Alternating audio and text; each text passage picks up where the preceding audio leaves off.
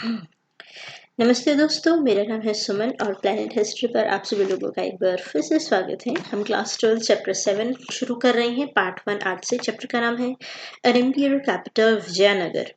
ये है विजयनगर एम्पायर और इसको शुरू करने से पहले रिक्वेस्ट करूंगी, प्लीज़ लाइक शेयर और सब्सक्राइब ज़रूर कीजिए मेरे चैनल को। और चैप्टर का इंट्रोडक्शन है विजयनगर 14 to 16 सेंचुरी में जो साउथ में नया इम्पीरियल कैपिटल के रूप में उभर कर आया था। विजयनगर एक एम्पायर भी है और एक सिटी भी है। क्यों सिटी के नाम पर ही इस एम्पायर का नाम पड़ा, इसलिए ये एक सिटी भी है और एक एम्पायर भी है। विजयनगर का अर्थ निकलता है विजय का नगर, that is city of victory. Empire का जो स्टेब्लिशमेंट किया था वो हरिहर और बुक्का दो भाई थे। उन्होंने किया था 1336 में, दैट इज 14th सेंचुरी में। Empire stretch from river Krishna in the north में विजयनगर एम्पायर के रिवर कृष्णा है और पेनिनसुला के एक्सट्रीम साउथ तक, यानी कि इंडिया के एक्सट्रीम साउथ तक, कन्याकुमारी तक, वहां तक ये पूरा का पूरा एम्पायर फैला हुआ था। जैसे कि ये है मैप इंडिया का, ये पूरा एंड तक विजयनगर एम्पायर है, जितना भी कलर में आपको दिखाई दे रहा है। इसको जूम यहाँ पर दिखाया है, ये है कृष्णा नदी और ये है तुंगभद्रा।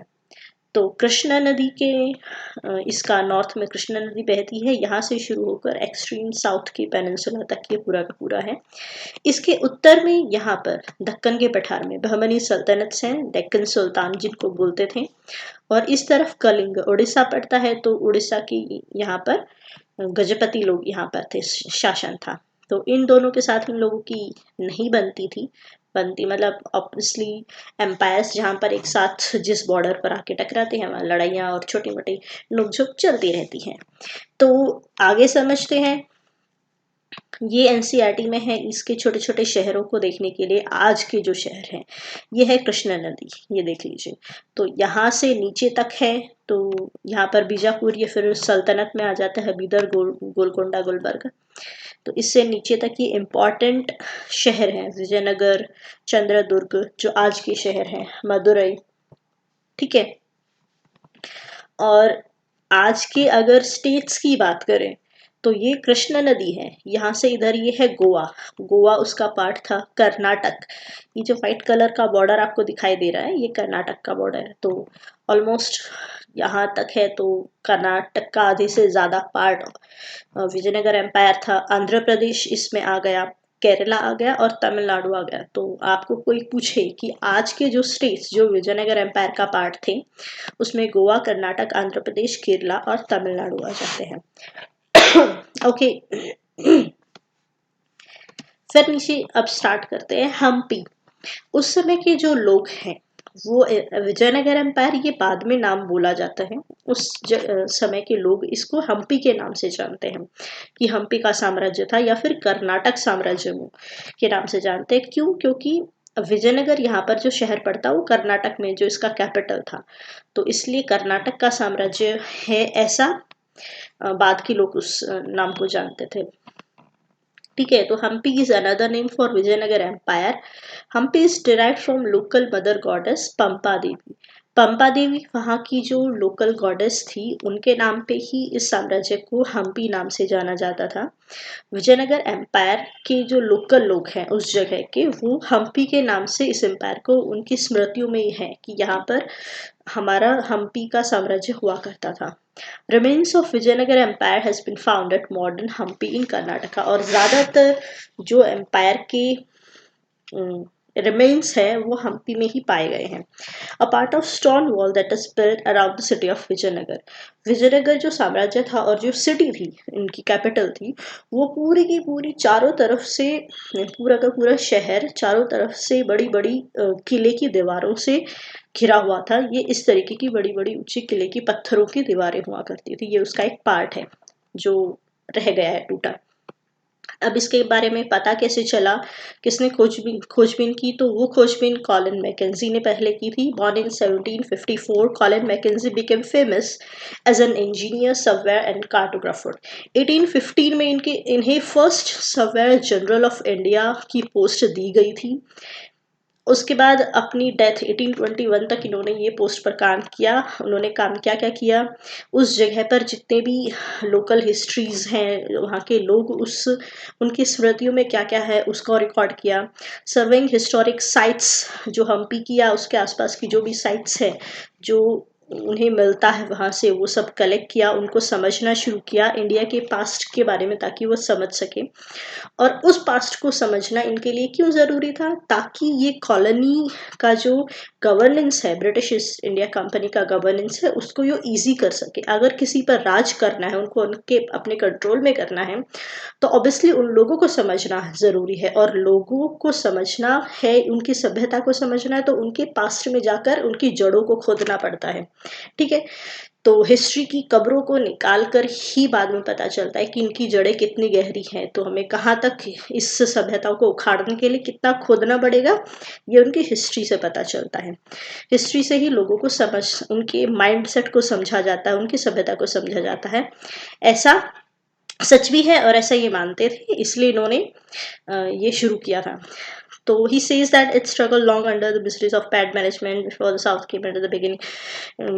अब उस समय पर ज़्यादातर लोग जो थे, सर्वे करते थे, ये ब्रिटिश लोग, ये सब लोग हमेशा ऐसा ही बोलते थे कि जहाँ पर भी ब्रिटिश ने, जहाँ पर भी जिन जिन जगहों पर जाके राज किया, वही बोला कि अरे यहाँ के लोग तो जंगली हैं, इनको कुछ भी नहीं आता, मैनेजमेंट कुछ होता नहीं, हम लोग इन लोगों को सिखाएंगे। और इस नाम पर बकवास लिखते रहते थे हिस्ट्री में।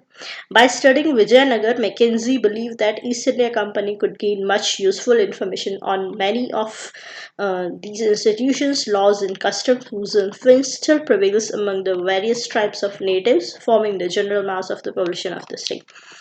उनकी कस्टम्स को समझना, उनकी कल्चर को समझना, वो जो चीज़ कर रहे हैं वो क्यों कर रहे हैं, क्या उनके बिलीव्स है, क्या उनकी कमजोरियां हैं, क्या जैसे होता है ना कि किसी की रग को पहचान लेना कि ये इसकी दुखती रग है, यहाँ पर अटैक करोगे तो इसको हर्ट होगा और ये नष्ट हो जाएगा, ऐसा।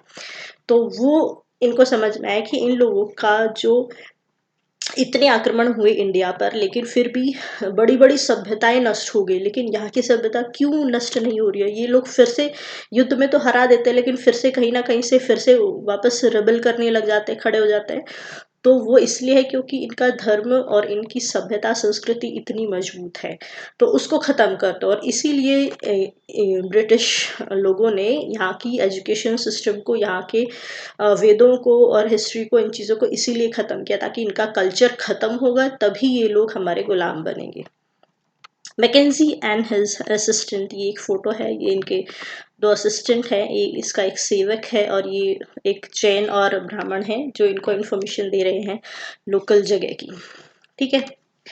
Colin Mackenzie, as an employee of the East in English East India Company, he prepared first survey map of the site. वहाँ की मैप प्रिपेयर किया सर्वे का। Conducted his studies first based on memories of priest of Virupaksha temple. Virupaksha temple है, वहाँ पर उनके जो पुजारी थे उनकी मेमोरीज उन्होंने उनसे पूछताछ की और लिखा कि भाई आप लोग यहाँ के बारे में क्या क्या अभी तक जानते हैं, क्या क्या आपको याद है, वो सारा नोट डाउन किया। सबसे पहले उन्होंने विरूपाक्ष टेम्पल के प्रीस्ट से शुरुआत की थी, पंपा देवी के श्राइन में। सब्सिक्वेंटली फ्रॉम 1856 फोटोग्राफ्स, बाद में जो भी चीज़ें हैं उनके फोटोग्राफ्स किए, वहाँ पर जो इंस्क्रिप्शंस हैं उनको पढ़ना शुरू किया, इन्फॉर्मेशन कोरिलेटेड। और फिर जो फॉरेनर जो साउथ में आए थे, फॉरेन ट्रैवलर्स, जो उन्होंने लिखा है वहाँ के बारे में, उन चीज़ों को बाद में इकट्ठा किया और सारी इन्फॉर्मेशन सोर्स इकट्ठा करने के बाद एक साथ उनको कनेक्ट करने की कोशिश की। फाउंडिंग ऑफ द एम्पायर, अब शुरू करते हैं। According to tradition and epigraphic evidence, अब इतिहास, जो वहाँ का लोकल इतिहास है वो कहता है कि हरिहर और बुक्का, ये दोनों भाई थे, इन दोनों ने अपने गुरु की प्रेरणा से, इनके गुरु थे गुरु विद्यारण्य, इनकी प्रेरणा से साउथ में जाके साम्राज्य शुरू किया। इस साम्राज्य को आज हम विजयनगर नाम से जानते हैं। Vijayanagar empire included different people, spoke different languages and different religious traditions. अलग अलग भाषा के लोग थे, अलग अलग धर्म को और अलग अलग बिलीफ को मानने वाले थे, तो वेरिएशंस भी थे काफ़ी। काफ़ी सारे rulers with whom the Vijayanagara kings competed. अब जैसे मैंने बताया कि इनके नॉर्थ में सुल्तान थे दक्कन के, बहमनी सल्तनत जिसे कहते हैं, और थोड़ा सा इस तरफ उड़ीसा की तरफ गजपति रूलर्स थे उड़ीसा के।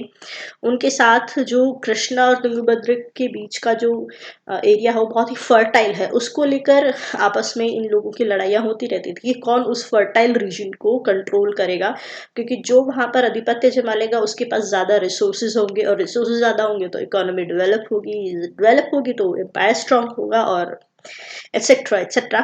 Karnataka Samrajyamu was the name used by the contemporaries to describe Vijayanagar Empire.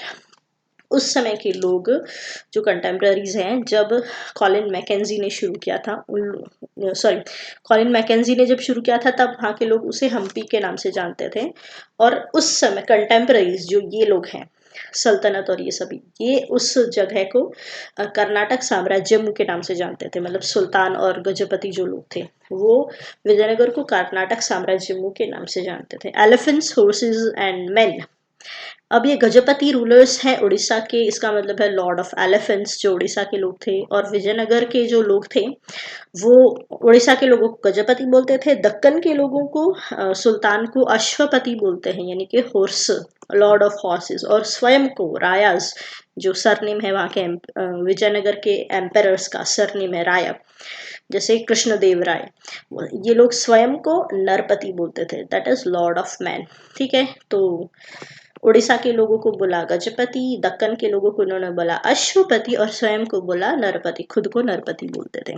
ठीक है, तो ये है उड़ीसा, यहाँ के गजपति शासक हैं। ये है बहमनी सल्तनत, जो बाद में और थोड़ा बाद में जाके 15th सेंचुरी में 1520 में ये ब्रेक हो गया था बहमनी सल्तनत, और 5 पार्ट में डिवाइड हो गई थी। अहमदनगर, बीजापुर, गोलकोंडा और बेरार और बीदर, ये ऐसे बीच में है। और फिर बाद में जब विजयनगर एम्पायर के साथ इनकी काफ़ी बड़ी तालीकोटा का युद्ध हुआ था, तब ये अहमदनगर, बीजापुर और ये इधर वाला गोलकोंडा, ये तीनों की इनके साथ लड़ाई हुई थी। ये बीच वाले चुप बैठे थे, बोले कि हम लोग क्यों अपना नुकसान करते हैं। ये तीनों इनके साथ लड़े थे, युद्ध हुआ था तालीकोटा का। ठीक है, तो अहमदनगर, बीजापुर, गोलकोंडा और बीच वाले बेरार और बीदर। और ये जो एरिया है ये कभी गजपति के लोगों के पास आया, कभी विजयनगर लोगों के पास आया, और श्रीलंका पर भी इनका सब प्रभुत्व था विजयनगर एम्पायर का। यहाँ पर considerable part of Gajapati kingdom of Orissa was tributary to Vijayanagar, ये वाला भी था। Both Calicut and Sri Lanka were direct tributaries of Vijayanagar empire. Calicut और श्रीलंका भी इनके कंट्रोल में था। तो ये इंट्रोडक्शन था एक, ऑलमोस्ट थोड़ा सा शुरू करने से पहले चैप्टर ये यहाँ पर ख़त्म करता है। आगे की हिस्ट्री जो है इसके बारे में डिटेल से पढ़ना हम सेकंड पार्ट से कल से शुरू करेंगे। तो इंट्रोडक्शन में तो खैर आपको सब कुछ समझ में आ गया होगा, बाकी हम सेकंड पार्ट में मिलते हैं। जाने से पहले रिक्वेस्ट करूंगी, प्लीज़ मेरी वीडियोस को लाइक और शेयर कीजिए अपने दोस्तों के साथ, और सब्सक्राइब के साथ साथ बेल आइकन ज़रूर दबाइए ताकि आपको नेक्स्ट वीडियोस की जानकारी मिलती रहे। आज के लिए इतना ही, टाटा, बाय बाय।